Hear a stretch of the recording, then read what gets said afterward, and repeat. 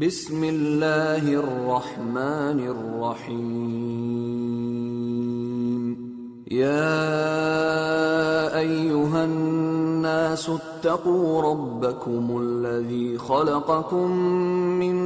نفس واحدة وخلق منها زوجها وبث منهما رجالا كثيرا ونساء، واتقوا الله الذي تساءلون به والأرحام، إن الله كان عليكم رقيبا. وآتوا اليتامى أموالهم ولا تتبدلوا الخبيث بالطيب، ولا تأكلوا أموالهم إلى أموالكم، إنه كان حوبا كبيرا. وإن خفتم ألا تقسطوا في اليتامى فانكحوا ما طاب لكم من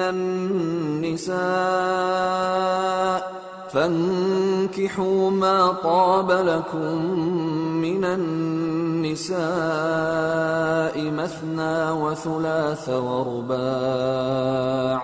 فإن خفتم ألا تعدلوا فواحدة أو ما ملكت أيمانكم، ذلك أدنى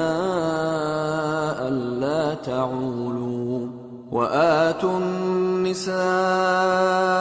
صدقاتهن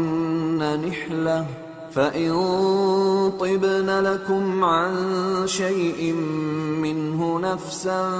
فكلوه هنيئا مريئا. ولا تؤتوا السفهاء أموالكم التي جعل الله لكم قياما وارزقوهم فيها واكسوهم وقولوا لهم قولا معروفا. وابتلوا اليتامى حتى إذا بلغوا النكاح، فإن آنستم منهم رشدا فادفعوا إليهم أموالهم، ولا تأكلوها إسرافا وبدارا أن يكبروا. ومن كان غنيا فليستعفف، ومن كان فقيرا فليأكل بالمعروف. فإذا دفعتم إليهم أموالهم فأشهدوا عليهم، وكفى بالله حسيبا. للرجال نصيب مما ترك الوالدان والأقربون، وللنساء نصيب مما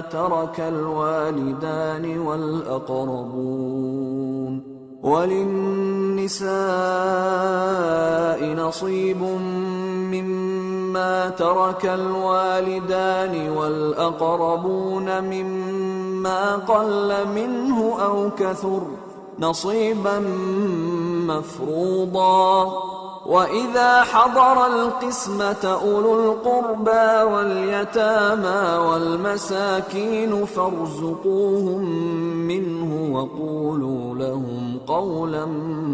معروفا. وليخشى الذين لو تركوا من خلفهم ذرية ضعافا خافوا عليهم فليتقوا الله وليقولوا قولا سديدا. إن الذين يأكلون أموال اليتامى ظلما إنما يأكلون في بطونهم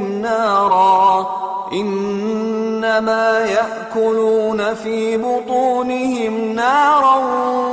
وسيصلون سعيرا. يوصيكم الله في أولادكم للذكر مثل حظ الأنثيين فإن كن نساء فوق 2 فلهن ثلثا ما ترك وإن كانت واحدة فلها النصف ولأبويه لكل واحد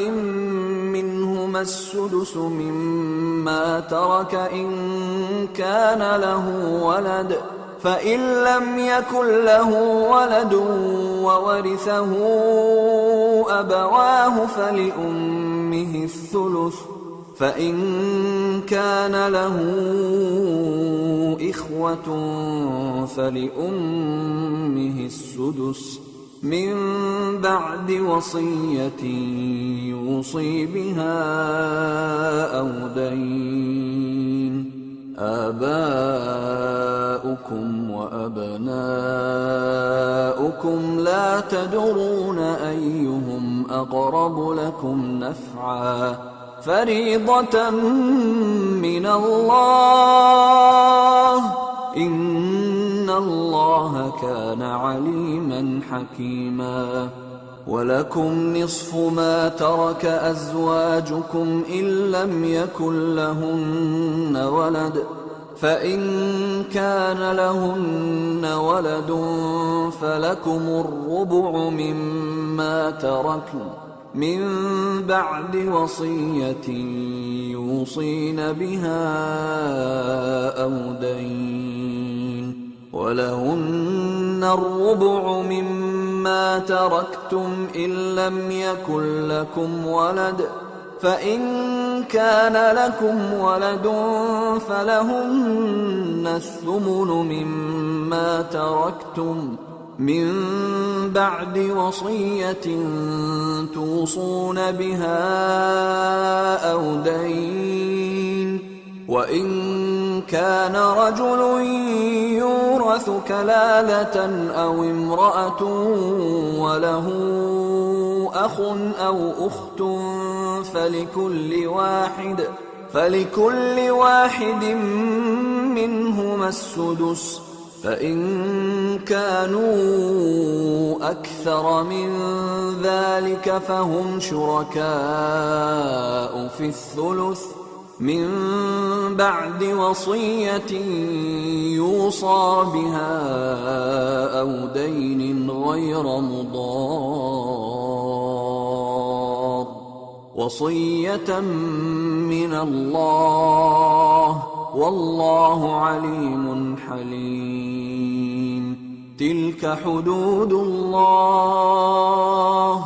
ومن يطع الله ورسوله يدخله جنات تجري من تحتها الأنهار خالدين فيها وذلك الفوز العظيم ومن يعص الله ورسوله ويتعد حدوده يدخله نارا خالدا فيها وله عذاب مهين واللاتي يأتين الفاحشة من نسائكم فاستشهدوا عليهن 4 منكم فإن شهدوا فأمسكوهن في البيوت حتى يتوفاهن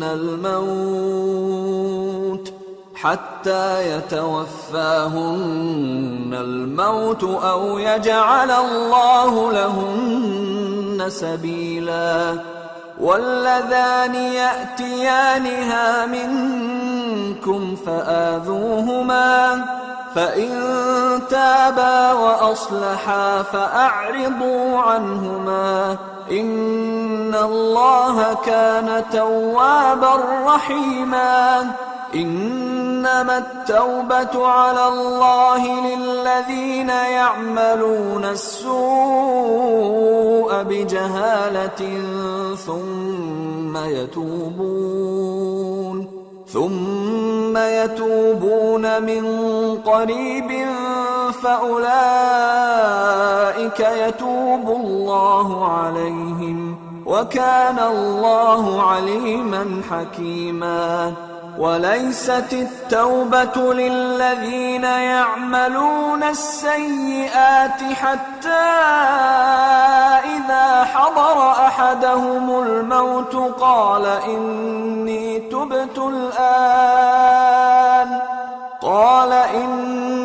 تبت الآن ولا الذين يموتون وهم كفار أولئك أعتدنا لهم عذابا أليما. يا أيها الذين آمنوا لا يحل لكم أن ترثوا النساء كرها ولا تعضلوهن لتذهبوا ببعض ما آتيتموهن إلا أن يأتين بفاحشة مبينة وعاشروهن بالمعروف فإن كرهتموهن فعسى أن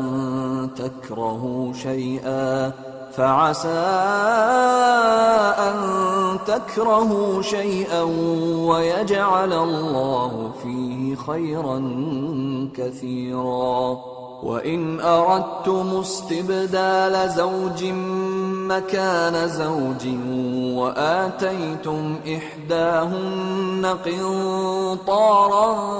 فلا تأخذوا منه شيئا أتأخذونه بهتانا وإثما مبينا. وكيف تأخذونه وقد أفضى بعضكم إلى بعض وأخذن منكم ميثاقا غليظا. ولا تنكحوا ما نكح آباؤكم من النساء إلا ما قد سلف إنه كان فاحشة ومقتا وساء سبيلا. حرمت عليكم أمهاتكم وبناتكم وأخواتكم وعماتكم وخالاتكم وبنات الأخ وبنات الأخت وأمهاتكم اللاتي أرضعنكم وأخواتكم من الرضاعة وأمهات نسائكم وربائبكم اللاتي في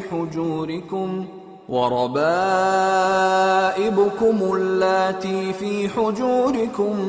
من نسائكم اللاتي دخلتم بهن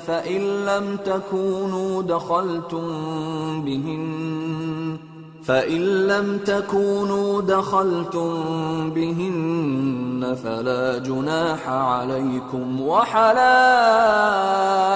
أبنائكم الذين من أصلابكم وأن تجمعوا بين الأختين إلا ما قد سلف إن الله كان غفورا رحيما. والمحصنات من النساء إلا ما ملكت أيمانكم كتاب الله عليكم وأحل لكم ما وراء ذلكم أن تبتغوا بأموالكم محصنين غير مسافحين فما استمتعتم به منهن فآتوهن أجورهن فريضة ولا جناح عليكم فيما تراضيتم به من بعد الفريضة إن الله كان عليما حكيما ومن لم يستطع منكم طولا أن ينكح المحصنات المؤمنات فمما ملكت أيمانكم من فتياتكم المؤمنات والله أعلم بإيمانكم بعضكم من بعض فانكحوهن بإذن أهلهن وآتوهن أجورهن بالمعروف محصنات غير مسافحات ولا متخذات أخدان فإذا أحصن فإن أتين بفاحشة فعليهن نصف ما على المحصنات من العذاب ذلك لمن خشي العنة منكم وأن تصبروا خير لكم والله غفور رحيم يريد الله ليبين لكم ويهديكم سنن الذين من قبلكم ويتوب عليكم والله عليم حكيم والله يريد أن يتوب عليكم ويريد الذين يتبعون الشهوات أن تميلوا ميلا عظيما يريد الله أن يخفف عنكم وخلق الإنسان ضعيفا يا أيها الذين آمنوا لا تأكلوا أموالكم بينكم بالباطل إلا أن تكون تجارة عن تراض منكم ولا تقتلوا أنفسكم إن الله كان بكم رحيما ومن يفعل ذلك عدوانا وظلما فسوف نصليه نارا وكان ذلك على الله يسيرا إن تجتنبوا كبائر ما تنهون عنه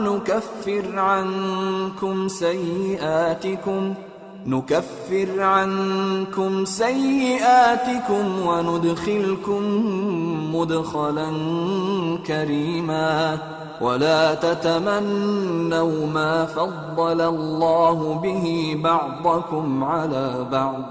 للرجال نصيب مما اكتسبوا وللنساء نصيب مما اكتسبن واسألوا الله من فضله إن الله كان بكل شيء عليما ولكل جعلنا موالي مما ترك الوالدان والأقربون والذين عقدت أيمانكم فآتوهم نصيبهم إن الله كان على كل شيء شهيدا الرجال قوامون على النساء بما فضل الله بعضهم على بعض وبما أنفقوا من أموالهم فالصالحات قانتات حافظات للغيب بما حفظ الله واللاتي تخافون نشوزهن فعظوهن واهجروهن في المضاجع فإن أطعنكم فلا تبغوا عليهن سبيلا إن الله كان عليا كبيرا وإن خفتم شقاق بينهما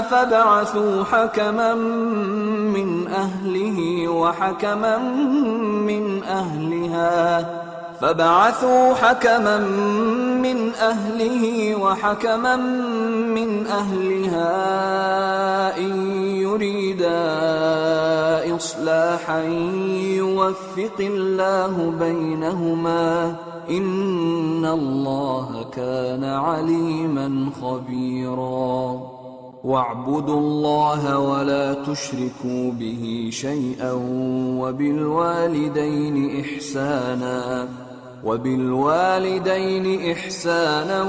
وبذي القربى واليتامى والمساكين والجار ذي القربى والجار الجنب والصاحب بالجنب وابن السبيل وما ملكت أيمانكم إن الله لا يحب من كان مختالا فخورا الذين يبخلون ويأمرون الناس بالبخل ويكتمون ما آتاهم الله من فضله وأعتدنا للكافرين عذابا مهينا والذين ينفقون أموالهم رئاء الناس ولا يؤمنون بالله ولا باليوم الآخر ومن يكن الشيطان له قرينا فساء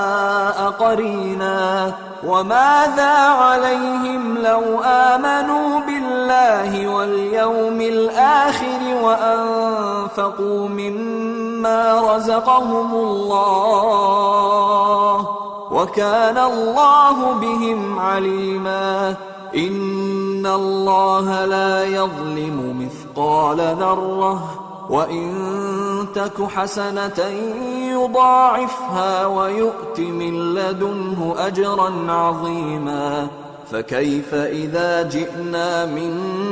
كل أمة بشهيد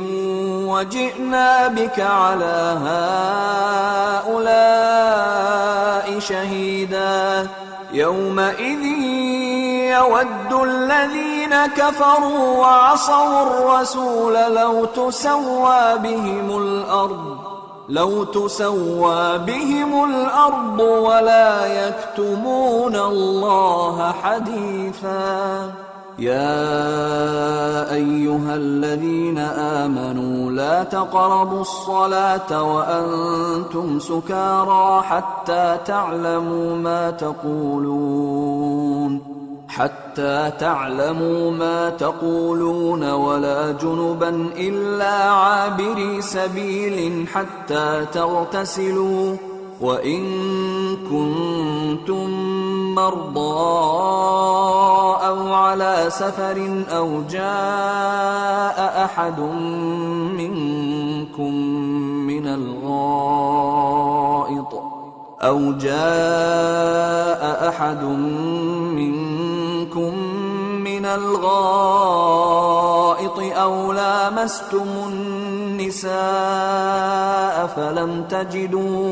أو لامستم النساء فلم تجدوا ماء فتيمموا صعيدا طيبا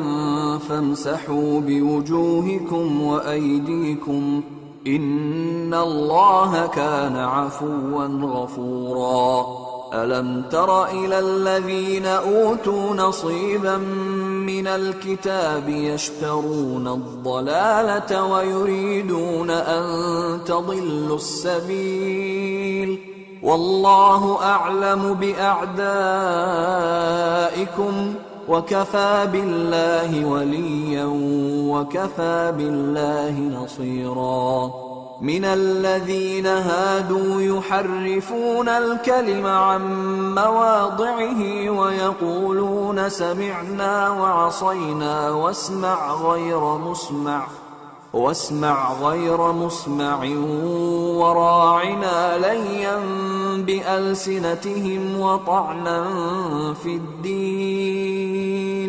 ولو أنهم قالوا سمعنا وأطعنا واسمع وانظرنا لكان خيرا لهم وأقوم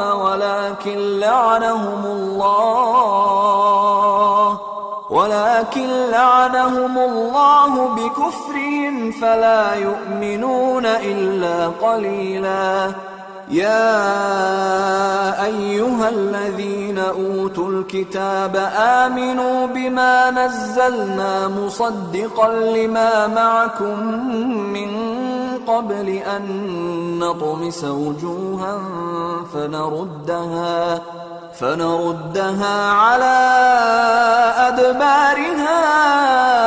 أو نلعنهم كما لعنا أصحاب السبت وكان أمر الله مفعولا. إن الله لا يغفر أن يشرك به ويغفر ما دون ذلك لمن يشاء ومن يشرك بالله فقد افترى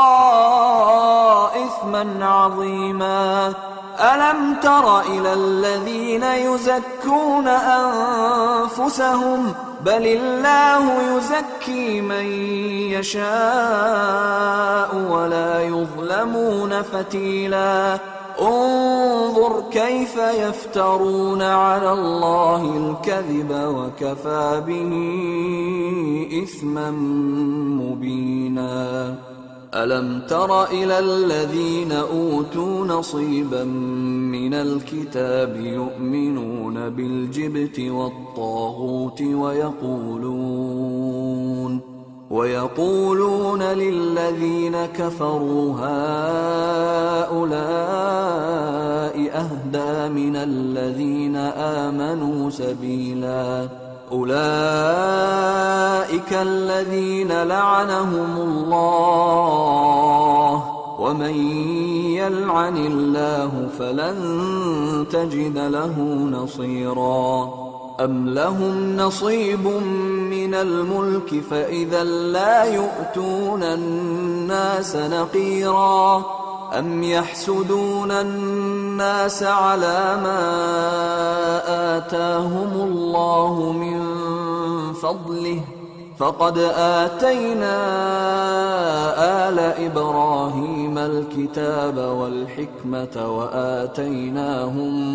ملكا عظيما. فمنهم من آمن به ومنهم من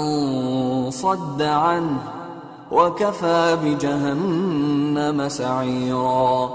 إن الذين كفروا بآياتنا سوف نصليهم نارا كلما نضجت جلودهم بدلناهم جلودا غيرها ليذوقوا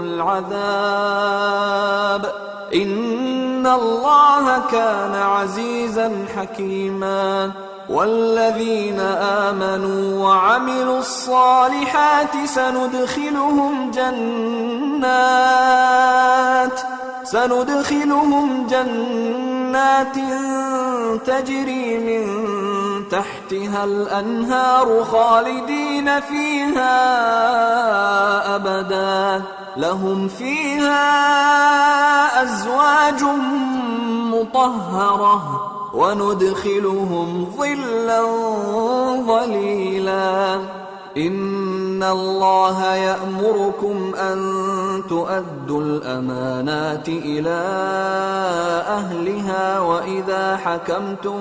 بين الناس أن تحكموا بالعدل إن الله نعما يعظكم به إن الله كان سميعا بصيرا. يا أيها الذين آمنوا أطيعوا الله وأطيعوا الرسول وأولي الأمر منكم فإن تنازعتم في شيء فردوه إلى الله والرسول إن كنتم تؤمنون بالله واليوم الآخر ذلك خير وأحسن تأويلا ألم تر إلى الذين يزعمون أنهم آمنوا بما أنزل إليك وما أنزل من قبلك يريدون أن يتحاكموا إلى الطاغوت وقد أمروا أن يكفروا به ويريد الشيطان أن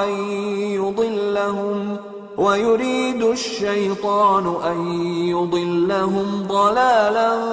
بعيدا وإذا قيل لهم تعالوا إلى ما أنزل الله وإلى الرسول رأيت المنافقين يصدون عنك صدودا فكيف إذا أصابتهم مصيبة بما قدمت أيديهم ثم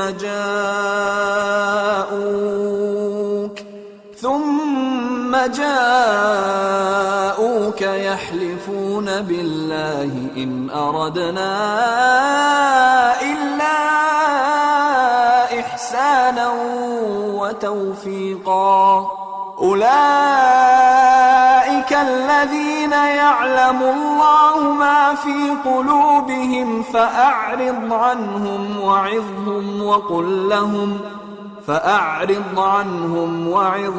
وقل لهم في أنفسهم قولا بليغا وما أرسلنا من رسول إلا ليطاع بإذن الله ولو أنهم إذ ظلموا أنفسهم جاءوك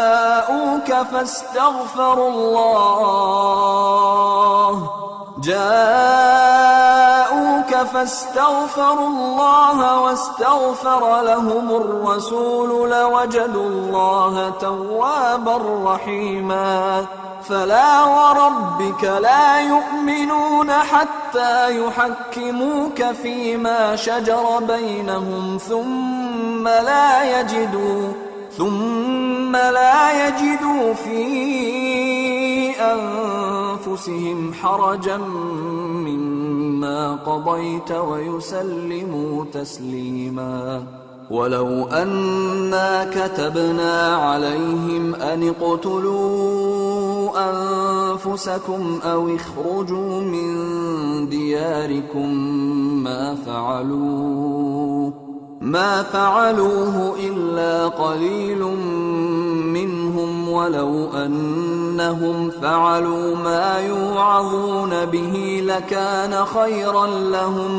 لكان خيرا لهم وأشد تثبيتا وإذا لآتيناهم من لدنا أجرا عظيما ولهديناهم صراطا مستقيما ومن يطع الله والرسول فأولئك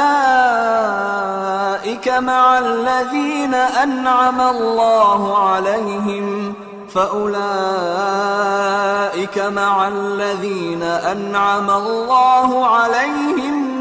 من النبيين والصديقين والشهداء والصالحين وحسن أولئك رفيقا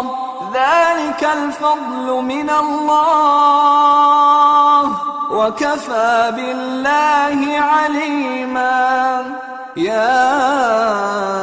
أيها أيها الذين آمنوا خذوا حذركم فانفروا ثبات أو انفروا جميعا وإن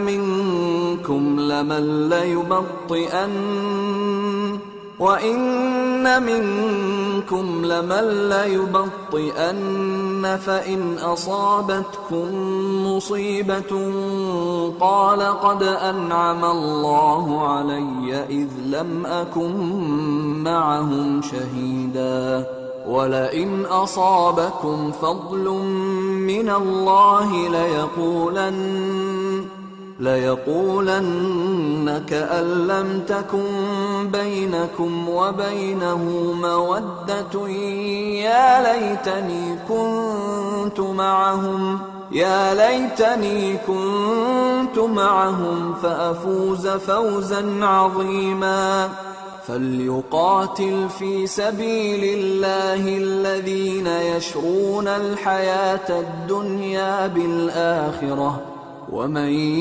يقاتل في سبيل الله فيقتل أو يغلب فسوف نؤتيه أجرا عظيما وما لكم لا تقاتلون في سبيل الله والمستضعفين من الرجال والنساء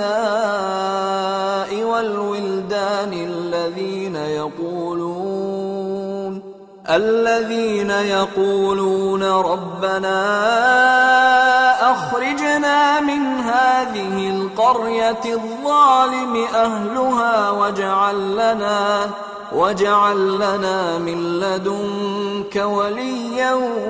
واجعل لنا من لدنك نصيرا الذين آمنوا يقاتلون في سبيل الله والذين كفروا يقاتلون في سبيل الطاغوت فقاتلوا أولياء الشيطان إن كيد الشيطان كان ضعيفا ألم تر إلى الذين قيل لهم كفوا أيديكم وأقيموا الصلاة وآتوا الزكاة فلما كتب عليهم القتال إذا فريق منهم يخشون الناس كخشية الله أو أشد خشية وقالوا ربنا لم كتبت علينا القتال لولا أخرتنا إلى أجل قريب قل متاع الدنيا قليل والآخرة خير لمن اتقى ولا تظلمون فتيلا أينما تكونوا يدرككم الموت ولو كنتم في بروج مشيدة وإن تصبهم حسنة يقولوا هذه من عند الله وإن تصبهم سيئة يقولوا هذه من عندك قل كل من عند الله فما لهؤلاء القوم لا يكادون يفقهون حديثا ما أصابك من حسنة فمن الله وما أصابك من سيئة فمن نفسك وأرسلناك للناس رسولا وكفى بالله شهيدا من يطع الرسول فقد أطاع الله ومن تولى فما أرسلناك عليهم حفيظا ويقولون طاعة فإذا برزوا من عندك بيت طائفة منهم غير الذي تقول والله يكتب ما يبيتون فأعرض عنهم وتوكل على الله وكفى بالله وكيلا أفلا يتدبرون القرآن ولو كان من عند غير الله لوجدوا فيه اختلافا كثيرا وإذا جاءهم أمر من الأمن أو الخوف أذاعوا به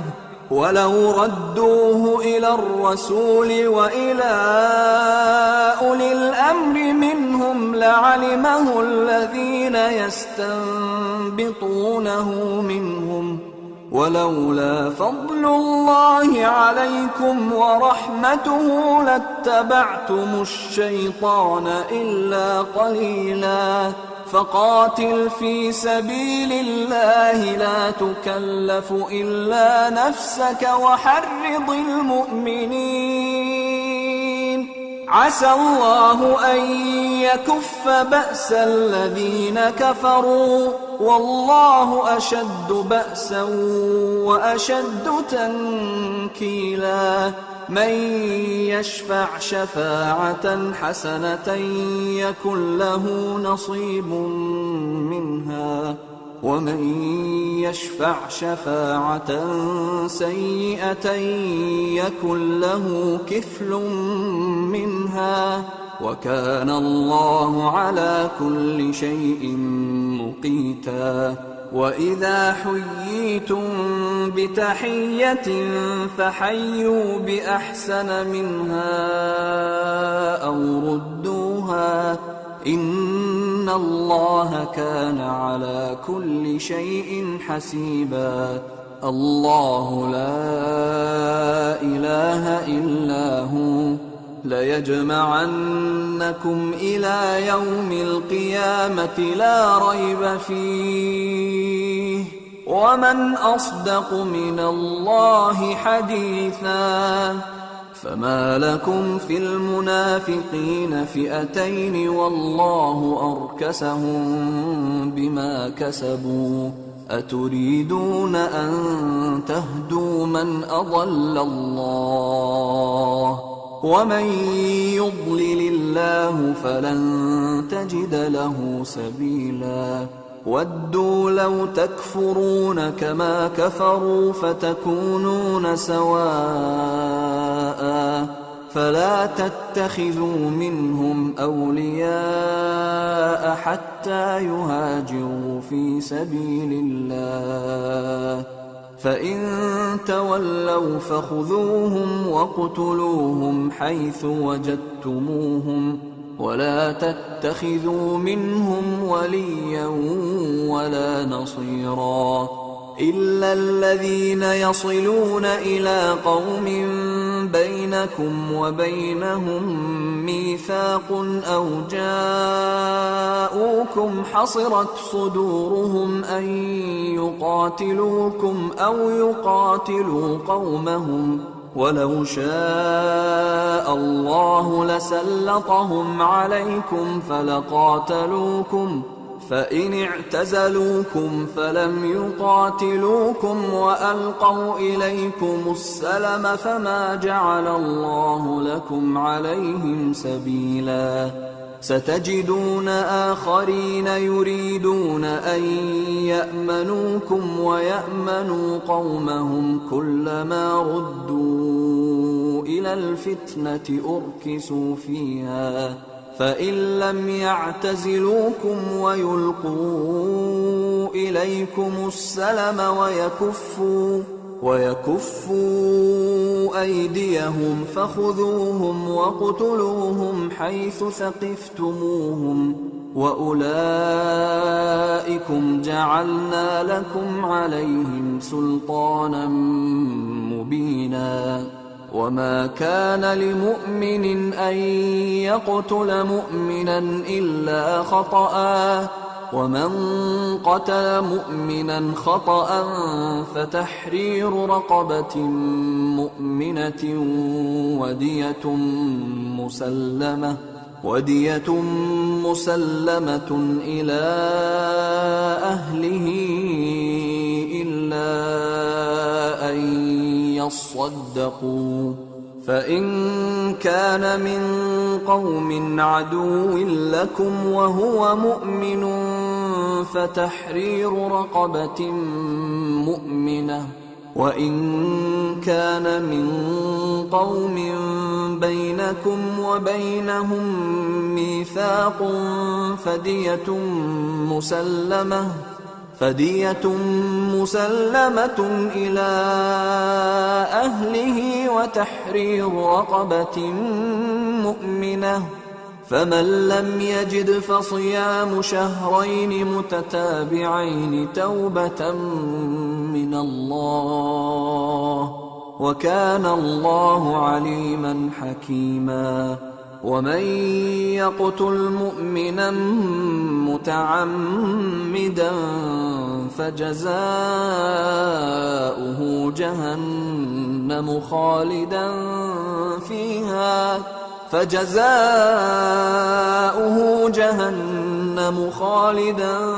فيها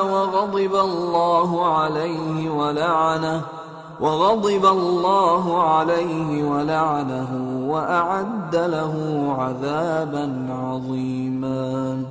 يا أيها الذين آمنوا إذا ضربتم في سبيل الله فتبينوا ولا تقولوا لمن ألقى إليكم السلام لست مؤمنا تبتغون عرض الحياة الدنيا فعند الله مغانم كثيرة كذلك كنتم من قبل فمن الله عليكم فتبينوا إن الله كان بما تعملون خبيرا لا يستوي القاعدون من المؤمنين غير أولي الضرر والمجاهدون في سبيل الله بأموالهم وأنفسهم فضل الله المجاهدين بأموالهم وأنفسهم على القاعدين درجة وكلا وعد الله الحسنى وفضل الله المجاهدين على القاعدين أجرا عظيما درجات منه ومغفرة ورحمة وكان الله غفورا رحيما إن الذين توفاهم الملائكة ظالمي أنفسهم قالوا فيم كنتم قالوا كنا مستضعفين في الأرض قالوا ألم تكن أرض الله واسعة فتهاجروا فيها فأولئك مأواهم جهنم وساءت مصيرا إلا المستضعفين من الرجال والنساء والولدان لا يستطيعون حيلة ولا يهتدون سبيلا فأولئك عسى الله أن يعفو عنهم وكان الله عفوا غفورا ومن يهاجر في سبيل الله يجد في الأرض مراغما كثيرا وسعة ومن يخرج من بيته مهاجرا إلى الله ورسوله ثم يدركه الموت فقد وقع أجره على الله وكان الله غفورا رحيما. وإذا ضربتم في الأرض فليس عليكم جناح أن تقصروا من الصلاة إن خفتم أن يفتنكم الذين كفروا إن الكافرين كانوا لكم عدوا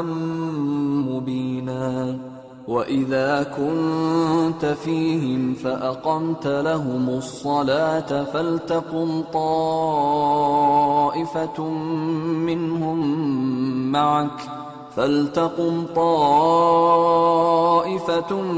منهم معك وليأخذوا أسلحتهم فإذا سجدوا فليكونوا من ورائكم ولتأت طائفة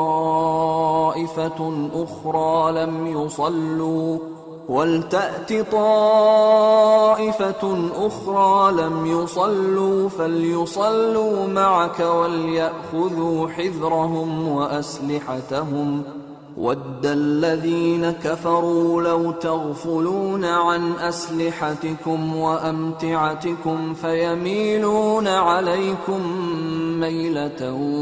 وَاحِدَةً. وَلَا جُنَاحَ عَلَيْكُمْ إِن كَانَ بِكُمْ أَذًى مِّن مَّطَرٍ أَوْ كُنتُم مَّرْضَىٰ أَن تَضَعُوا أَسْلِحَتَكُمْ وَخُذُوا حِذْرَكُمْ إِنَّ اللَّهَ أَعَدَّ لِلْكَافِرِينَ عَذَابًا مُّهِينًا. فَإِذَا قَضَيْتُمُ الصَّلَاةَ فاذكروا الله قِيَامًا وَقُعُودًا وَعَلَىٰ جُنُوبِكُمْ فإذا اطمأننتم فأقيموا الصلاة إن الصلاة كانت على المؤمنين كتابا موقوتا. ولا تهنوا في ابتغاء القوم إن تكونوا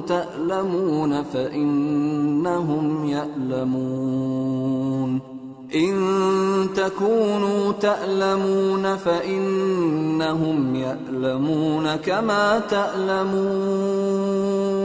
وترجون من الله ما لا يرجون وكان الله عليما حكيما. إنا أنزلنا إليك الكتاب بالحق لتحكم بين الناس بما أراك الله ولا تكن للخائنين خصيما واستغفر الله إن الله كان غفورا رحيما. ولا تجادل عن الذين يختانون أنفسهم إن الله لا يحب من كان خوانا أثيما. يستخفون من الناس ولا يستخفون من الله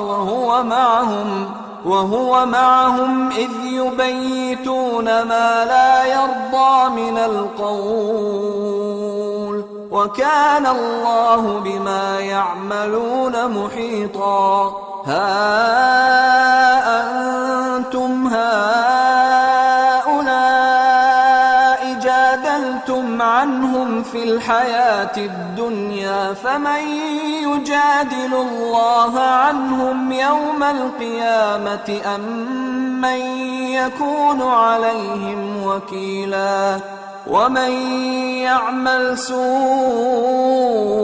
أو يظلم نفسه ثم يستغفر الله يجد الله غفورا رحيما. ومن يكسب إثما فإنما يكسبه على نفسه وكان الله عليما حكيما. ومن يكسب خطيئة أو إثما ثم يرم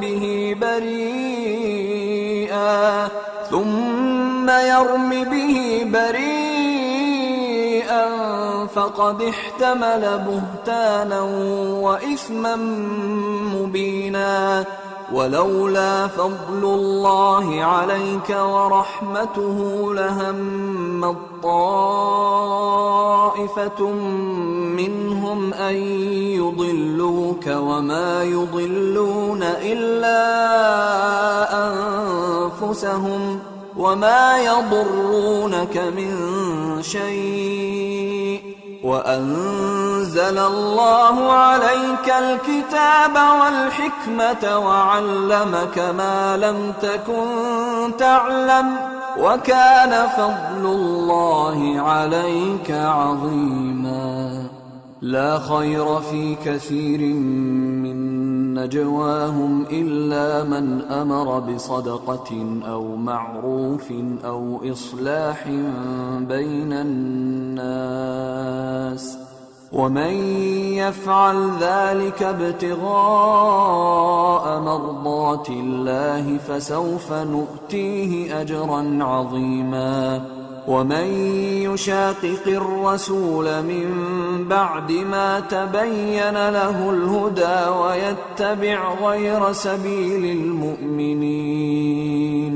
ويتبع غير سبيل المؤمنين نوله ما تولى ونصله جهنم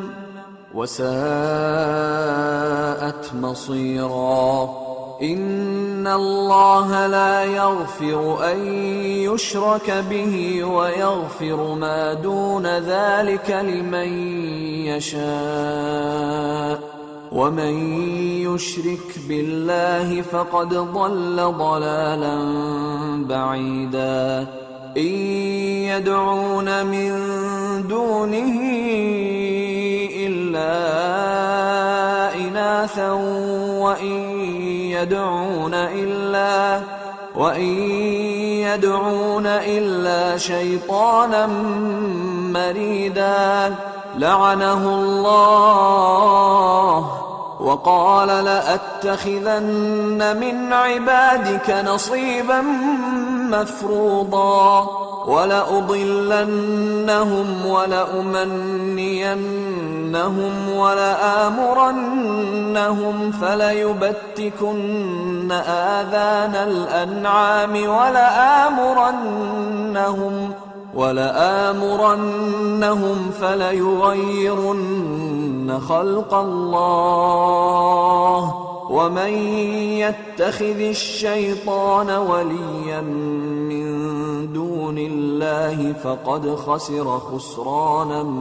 مبينا. يعدهم ويمنيهم وما يعدهم الشيطان إلا غرورا. أولئك مأواهم جهنم ولا يجدون عنها محيصا. والذين آمنوا وعملوا الصالحات سندخلهم جنات تجري من تحتها الأنهار خالدين فيها أبدا وعد الله حقا ومن أصدق من الله قيلا. ليس بأمانيكم ولا أماني أهل الكتاب من يعمل سوءا يجز به ولا يجد له من دون الله وليا ولا نصيرا. ومن يعمل من الصالحات من ذكر أو أنثى وهو مؤمن فأولئك يدخلون الجنة ولا يظلمون نقيرا. ومن أحسن دينا ممن ممن أسلم وجهه لله وهو محسن واتبع ملة إبراهيم حنيفا واتخذ الله إبراهيم خليلا ولله ما في السماوات وما في الأرض وكان الله بكل شيء محيطا ويستفتونك في النساء قل الله يفتيكم فيهن وما يتلى عليكم في الكتاب في يتامى النساء اللاتي لا تؤتونهن ما كتب لهن وترغبون أن تنكحوهن والمستضعفين من الولدان وأن تقوموا لليتامى بالقسط وما تفعلوا من خير فإن الله كان به عليما وإن امرأة خافت من بعلها نشوزا أو إعراضا فلا جناح عليهما أن يصلحا بينهما صلحا والصلح خير وأحضرت الأنفس الشح وإن تحسنوا وتتقوا فإن الله كان بما تعملون خبيرا ولن تستطيعوا أن تعدلوا بين النساء ولو حرصتم فلا تميلوا كل الميل فتذروها كالمعلقة وإن تصلحوا وتتقوا فإن الله كان غفورا رحيما وإن يتفرقا يغن الله كلا من سعته وكان الله واسعا حكيما ولله ما في السماوات وما في الأرض ولقد وصينا الذين أوتوا الكتاب من قبلكم وإياكم أن اتقوا الله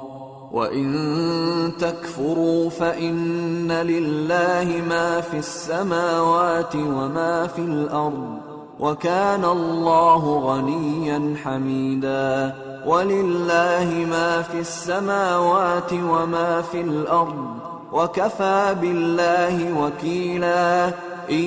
يشأ يذهبكم أيها الناس ويأت بآخرين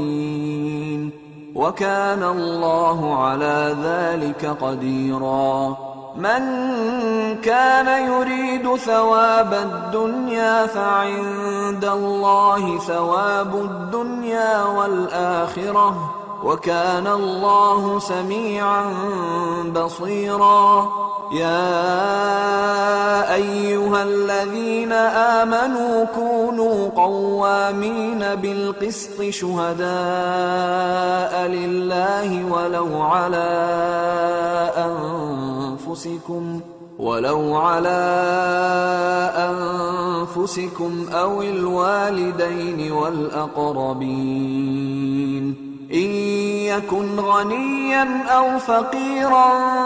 فالله أولى بهما فلا تتبعوا الهوى أن تعدلوا وإن تلووا أو تعرضوا فإن الله كان بما تعملون خبيرا يا أيها الذين آمنوا بالله ورسوله والكتاب الذي نزل على رسوله والكتاب الذي أنزل من قبل ومن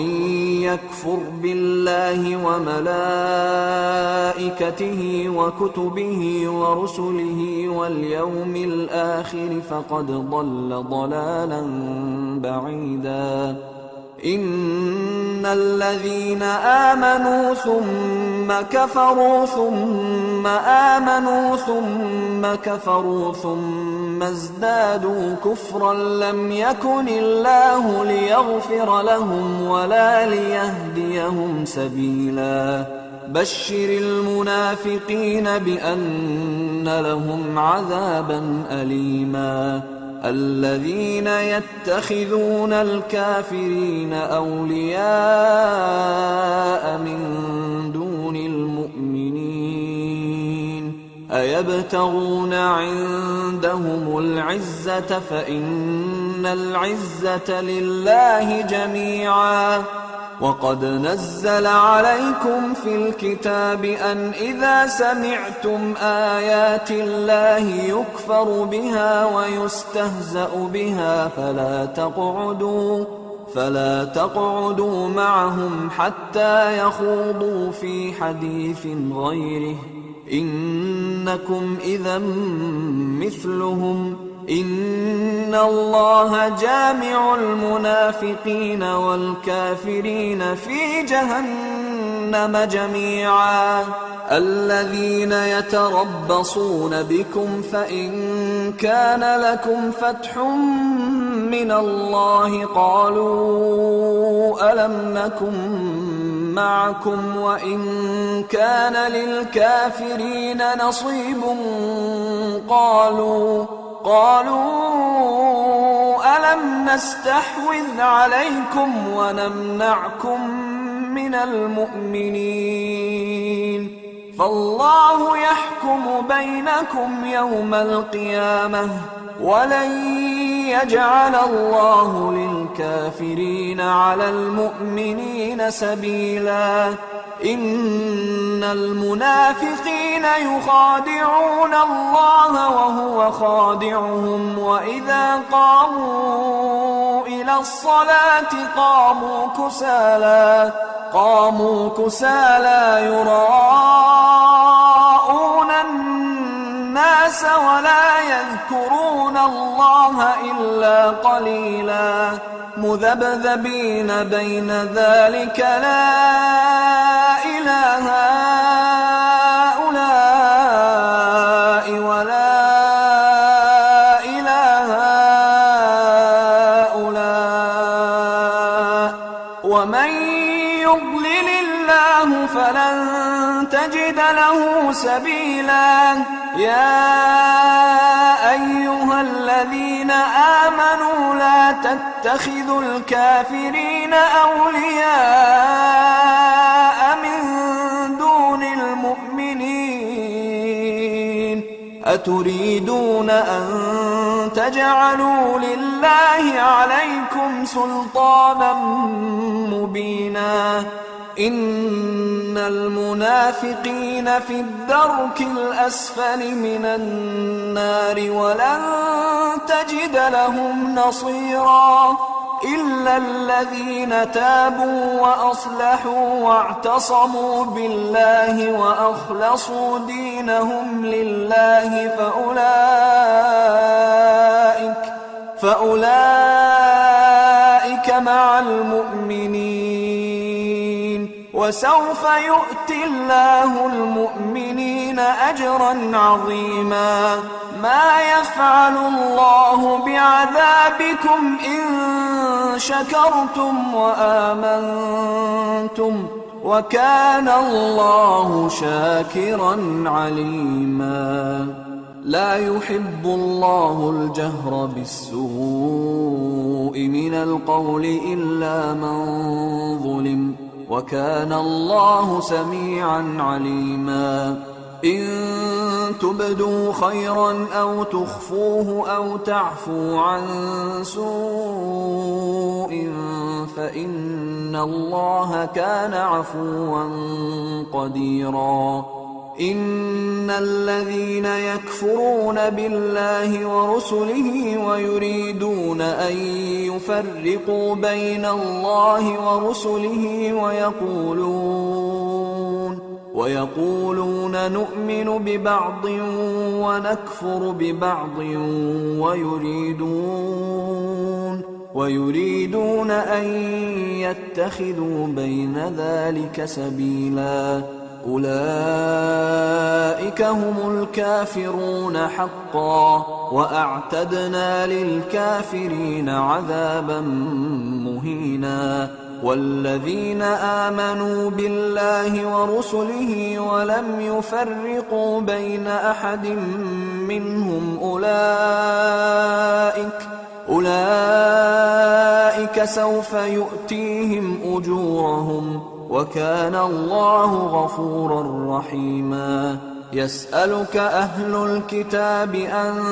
تنزل عليهم كتابا من السماء فقد سألوا موسى أكبر من ذلك فقالوا أرنا الله جهرة فأخذتهم الصاعقة بظلمهم ثم اتخذوا العجل من بعد ما جاءتهم البينات فعفونا عن ذلك وآتينا موسى سلطانا مبينا ورفعنا فوقهم الطور بميثاقهم وقلنا لهم ادخلوا الباب سجدا وقلنا لهم لا تعدوا في السبت وأخذنا منهم ميثاقا غليظا فبما نقضهم ميثاقهم وكفرهم بآيات الله وقتلهم الأنبياء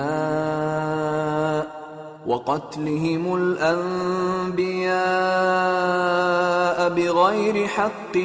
وقولهم قلوبنا غلف بل طبع الله عليها بكفرهم فلا يؤمنون إلا قليلا وبكفرهم وقولهم على مريم بهتانا عظيما وقولهم إنا قتلنا المسيح عيسى ابن مريم رسول الله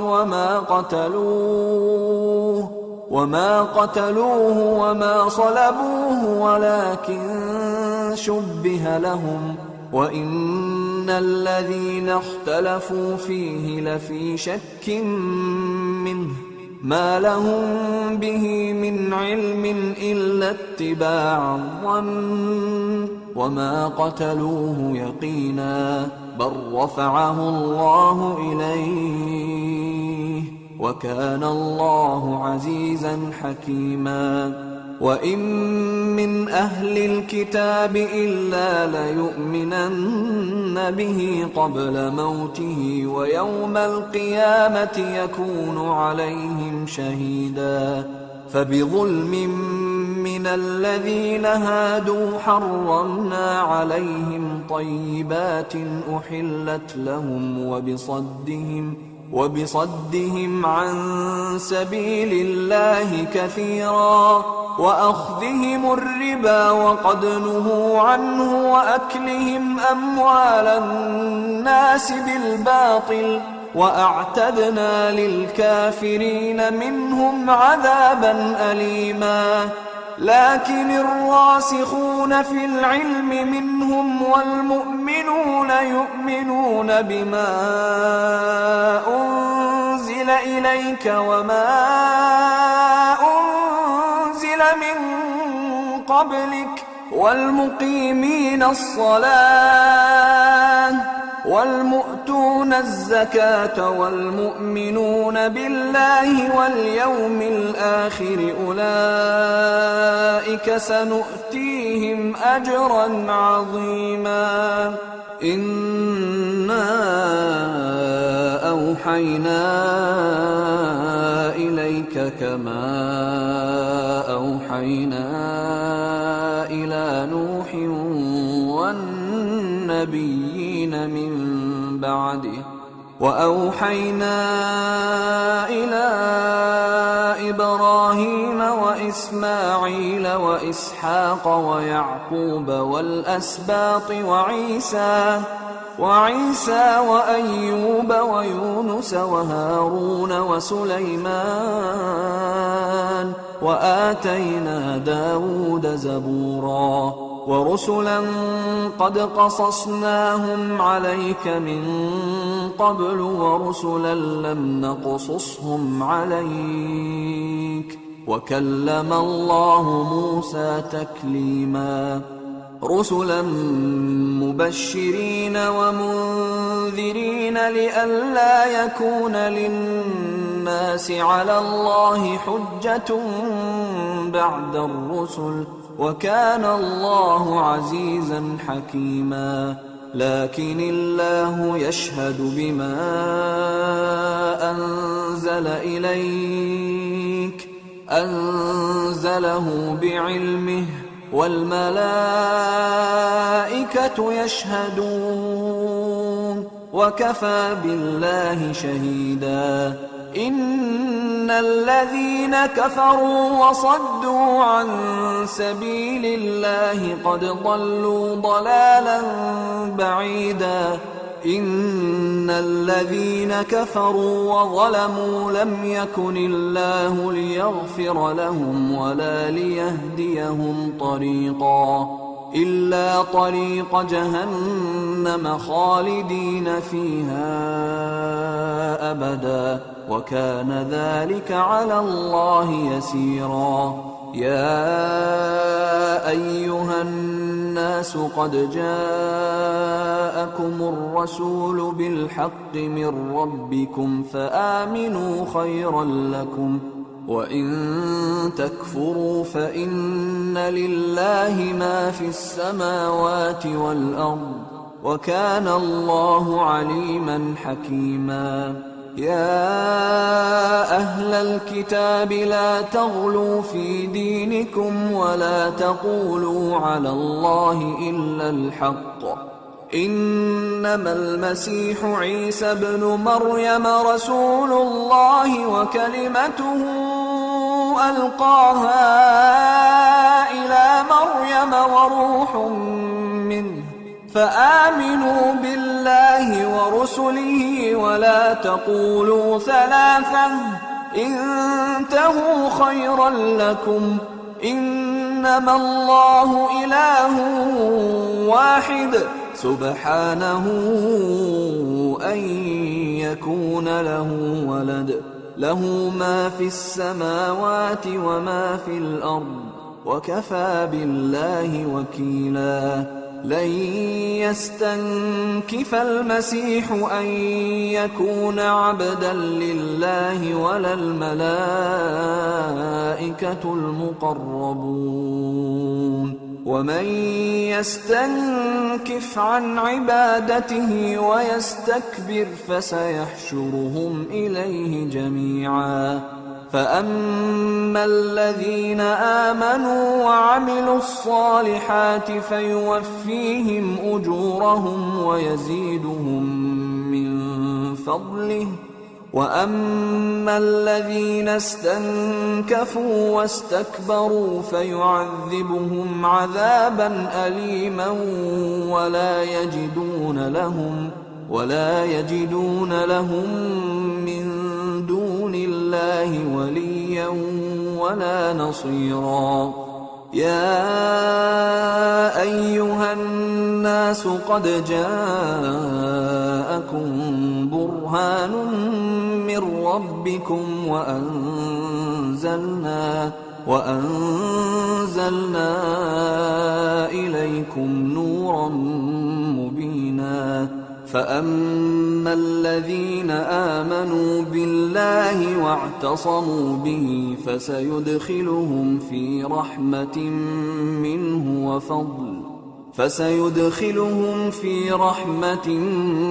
منه وفضل ويهديهم إليه صراطا مستقيما. قل الله يفتيكم في الكلالة إن امرؤ هلك ليس له ولد وله أخت فلها نصف ما ترك وهو يرثها إن لم يكن لها ولد فإن كانت اثنتين فلهما الثلثان مما ترك وإن كانوا إخوة رجالا ونساء فللذكر مثل حظ الأنثيين يبين الله لكم أن تضلوا والله بكل شيء عليم.